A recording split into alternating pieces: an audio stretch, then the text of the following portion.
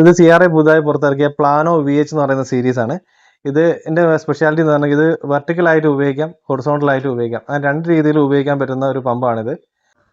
അതായത് സാധാരണ കേസിൽ ഇങ്ങനെ ഉപയോഗിക്കാം. അതായത് വെള്ളം കിണറിൽ കുറവൊക്കെ ഉള്ള കേസാണെങ്കിൽ നമുക്കിങ്ങനെ കിടത്തിയിട്ട് ഇങ്ങനെ ഉപയോഗിക്കാൻ പറ്റും. അങ്ങനെ രണ്ട് രീതിയിൽ ഉപയോഗിക്കാൻ പറ്റുന്ന ഒരു പമ്പാണ് ഇത് വരുന്നത്.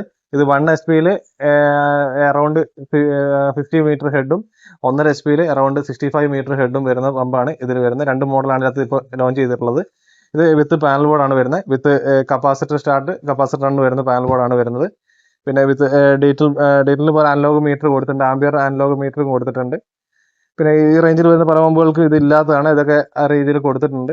പിന്നെ ഇതിന് വേറൊരു സ്പെഷ്യൽ എന്ന് പറഞ്ഞാൽ ഇതിന്റെ സ്റ്റെയിനർ മുകളിലായതുകൊണ്ട് തന്നെ കിടത്തിയിടുന്ന കേസ് വരുമ്പോൾ ഈ ചെളി വലിക്കുന്ന ഒരു പ്രശ്നം ഇത് ഒഴിവാകുന്നുണ്ട്. സാധാരണ കേസിൽ സാധാരണ ഇങ്ങനെ മോട്ടോറുകൾ കിടത്തി വെക്കുമ്പോൾ അടിയിൽ നിന്ന് ചെളി വലിക്കാവുന്ന ഒരു പ്രശ്നം വരാറുണ്ട്, എന്നിട്ട് ഇമ്പലർ പൊട്ടുന്ന ബുദ്ധിമുട്ടൊക്കെ വരാറുണ്ട്. ഇതിന് വരുമ്പോൾ സ്റ്റെയിനർ മുകളിലാണ് വരുന്നതുകൊണ്ട് അതുകൊണ്ട് തന്നെ ചെളി കയറാനുള്ള ഒരു ചാൻസ് കുറഞ്ഞു കിട്ടുന്നുണ്ട്.